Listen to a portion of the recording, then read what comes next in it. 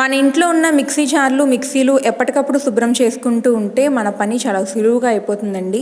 Mixie జార్లకి వెనకాల అదో రకంగా నల్లగా అయిపోతూ ఉంటుంది కదా! అలాంటప్పుడు ఒక స్పూన్ బేకింగ్ సోడా అందులో వేసుకొని, వంట సోడా అంటారు కదండీ! దాన్నే బేకింగ్ సోడా అని కూడా అంటారు. ఒక స్పూన్ మీరు చూస్తున్న విధంగా మిక్సీ జార్ వెనకాల వేసుకొని, వెనిగర్ ఉంటుంది కదండీ అందరి ఇళ్లల్లో. ఆ వెనిగర్ కొంచెం అందులో ఒక 2 స్పూన్ల వరకు వేసుకుంటే సరిపోతుంది. ఒకవేళ మా ఇంట్లో వెనిగర్ లేదు అని అంటే నిమ్మరసం ఉంటుంది కదండి, ఆ నిమ్మకాయ చాలా బాగా ఉండాల్సిన అవసరం లేదు. మచ్చలు వచ్చినా కుళ్ళిపోయినా ఆ నిమ్మకాయని కూడా అందులో వేసేసి ఒక్క 5 నిమిషాల పాటు అలా వదిలేస్తే అందులో ఉన్న మురికంతా చాలా ఈజీగా క్లీన్ అయిపోతుంది. 5 నిమిషాల తర్వాత ఏదైనా పాత టూత్ బ్రష్తో బాగా శుభ్రం చేసుకొని తర్వాత ఇలా ఒక పాత క్లాత్తో శుభ్రం చేసుకుంటే చూస్తున్నారు కదా ఎంత నీట్గా అయిపోయిందో. కొంచెం కూడా మనకి మురికి అనేది ఉండదండి. బేకింగ్ సోడా ఇంకా వెనిగర్ దీనికి చాలా బాగా ఉపయోగపడుతుంది. ఇంకా మన ఇంట్లో మిక్సీ జార్లకి స్క్రూల దగ్గర, ఆ బ్లేడ్ దగ్గర కొంచెం నల్లగా అయిపోతూ ఉంటుంది. మనం ఎక్కువ కాలం వాడినప్పుడు ఆ హ్యాండిల్ దగ్గర, స్క్రూల దగ్గర కొంచెం మచ్చలుగా మనం ఎంత తోముకున్నా ఆ మచ్చ ఉండిపోతుందండి. ఆ మచ్చని క్లీన్ చేయడానికి ఏదైనా ఒక గిన్నె తీసుకొని అందులో ఒక స్పూన్ బేకింగ్ సోడా వేసుకొని, డిష్ వాషర్ ఏదైనా, ఒకవేళ మా దగ్గర లిక్విడ్ లేదంటే సోప్ అన్న వేసుకోవచ్చు, అంట్లు తోముకునే సోప్ అన్న వేసుకోవచ్చు. సోప్ వేసుకొని కాస్త వెనిగర్ వేసుకుంటే అదంతా ఒక నురగలాగా ఫామ్ అయిపోతుందండి. ఆ నురగని ఆ స్క్రూల దగ్గర, ఆ బ్లేడుల దగ్గర, ఆ హ్యాండిల్ దగ్గర కనుక మనం అప్లై చేసి ఒక 5 నిమిషాల పాటు అలా వదిలేస్తే తర్వాత ఏదైనా పాత టూత్ బ్రష్తో శుభ్రంగా తోమేసుకొని మళ్ళీ ట్యాప్ వాటర్ కింద కడుక్కుంటే చాలా ఈజీగా క్లీన్ అయిపోతుంది, కొత్త దానిలాగా మెరిసిపోతుంది.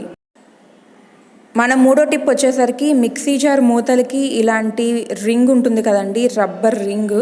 ఇవి చాలామంది ఇళ్ళల్లో లూజ్ అయిపోయి మనం జ్యూసులు వేసుకున్నప్పుడు కానీ ఏదైనా కొంచెం వాటరీగా ఏదైనా వేసుకున్నప్పుడు కానీ పైకి తూలిపోతూ ఉంటుంది. ఆ రింగ్ గట్టిగా దానికి పట్టి ఉండకపోవడం వల్ల అలాంటప్పుడు ఏం చేస్తారంటే ఆ రింగ్కి మనకి ఏదైనా స్వీట్లు తెచ్చుకున్నప్పుడు ఇలాంటి రబ్బర్ బ్యాండ్లు వస్తూ ఉంటాయి స్వీట్ బాక్స్తో. అలాంటి రబ్బర్ బ్యాండ్ ఆ మిక్సీ జార్ మూతకి ఆ రబ్బర్ రింగ్కి కలిపి మీరు ఇలా టైట్గా పెట్టేసినట్టయితే ఇంకా ఆ రబ్బర్ కదలదండి. ఆ మిక్సీ జార్ ఆ రింగ్ కదలదు, చక్కగా ఫిట్గా పట్టేసి ఉంటుంది. మీరు జ్యూసులు కానీ ఏదైనా మిల్క్ షేక్లు అలాంటివి చేసుకున్నప్పుడు పైకి తూలిపోకుండా మనకి ఇది బాగా ఉపయోగపడుతుంది.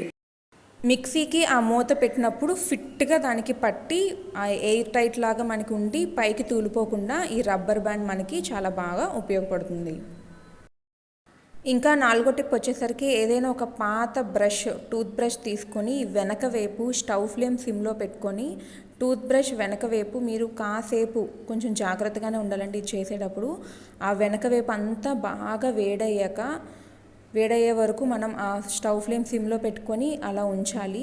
కాస్త వేడయ్యాక మనం చేత్తో ఇలా వంచినట్టయితే అది చక్కగా టూత్ బ్రష్ వంగుతుందండి. అలా వంగినప్పుడు మనం మిక్సీ జార్ మధ్యలో ఉంటుంది కదా, దాన్ని క్లీన్ చేసుకోవడానికి చాలా బాగా ఉపయోగపడుతుంది. ఇప్పుడైతే బ్రష్ చాలా బాగా వేడైంది, చూస్తున్నారు కదా. మనం వేలుతో ఇలా గట్టిగా వెనక్కి నొక్కినట్టయితే అదంతా చక్కగా వంగుతుంది. మనకి క్లీన్ చేసుకోవడానికి ఇది బాగా ఉపయోగపడుతుంది. చూస్తున్నారు కదా, ఆ మధ్యలో ఉన్న నల్లగా ఏదైనా ఉన్నా మనం మిక్సీ వేసుకున్నప్పుడు ఆ మిక్సీ వేసుకున్న ఏమైనా అందులో పడిపోయినా అవి అలా ఉండిపోతూ ఉంటాయి. అలాంటప్పుడు బ్రష్కి కాస్త టూత్ బ్రష్కి ఇందాక మనం వెనక్కి వంచుకున్నాం కదా, దానికి ఏదైనా మనం వాడుకునే టూత్ పేస్ట్ పెట్టి మొత్తం అక్కడ అంతా బాగా మనం ఆ బ్రష్ అందులో వెళ్ళడానికి చూస్తున్నారు కదా ఎంత ఈజీగా వెళ్ళిపోతుందో. అదే బ్రష్ వంచకపోతే అంతలా వెళ్ళదండి అనుకూలంగా. ఇలా ఉంచుకోవడం వల్ల లోపలికి చాలా ఈజీగా వెళ్తుంది.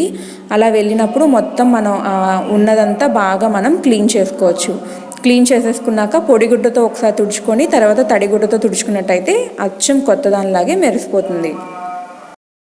మన 5వ టిప్ వచ్చేసరికి చపాతీ పిండి కలపడం చాలామందికి ఇష్టం ఉండదండి. చేతికి అంటిపోతూ ఉంటుంది, ఎక్కువసేపు కలుపుతూ ఉండాలి, చేతులు నొప్పులు వస్తున్నాయి అలా అనుకున్న వాళ్ళకి ఒక మిక్సీ జార్లో 1 కప్పు గోధుమ పిండి వేసుకొని టేస్ట్కి సరిపడా సాల్ట్ వేసుకొని కొంచెం అంటే చాలా కొంచెమే నీళ్లు వేసుకొని ఒకసారి మిక్సీ పట్టుకొని వచ్చేయాలి. తర్వాత ఆ వాటర్ అంచనా తెలిస్తే గనక మీకు మిక్సీ జార్లో చపాతీ పిండి కలుపుకోవడం చాలా సులువుగా ఉంటుందండి.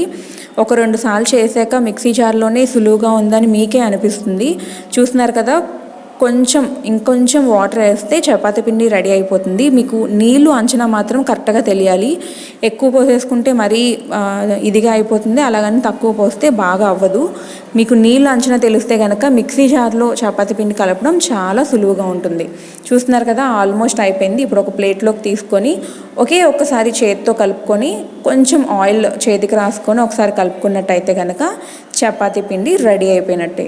ఇప్పుడు మళ్ళీ మనకున్న ఒక చిన్న ప్రాబ్లం ఏంటంటే మిక్సీ జార్కి ఉన్న అతుక్కున్న పిండిని క్లీన్ చేసుకోవడం ఇబ్బంది అని మీరు ఫీల్ అవ్వచ్చు. ఇప్పుడు అందులో ఒక గ్లాసు నీళ్లు పోసుకొని మళ్ళీ ఒక్కసారి మిక్సీ పట్టుకున్నట్టయితే ఆ సైడ్లో అంటుకున్న పిండంతా వచ్చేస్తుందండి. క్లీన్ చేసుకోవడం కూడా చాలా సులువు. చూస్తున్నారు కదా, నేను 2 times పట్టాను, ఇది సెకండ్ టైము. చాలా ఈజీగా మొత్తం అంతా క్లీన్ అయిపోయింది. ఈ వీడియోలో నేను చెప్పిన 5 టిప్పుల్లో మీకు ఏ టిప్ నచ్చిందో కమెంట్ బాక్స్లో కమెంట్ చేయండి. మీకు ఏదైనా వీడియో కావాలి, నాకు ఈ టిప్ కావాలి అని అనిపిస్తే కమెంట్ బాక్స్లో కమెంట్ చేయండి. ఈ వీడియో మీకు నచ్చినట్టయితే లైక్ చేయండి, షేర్ చేయండి, ఇంకా సబ్స్క్రైబ్ కూడా చేసుకోండి. Thank you for watching this video. Please support and subscribe my channel.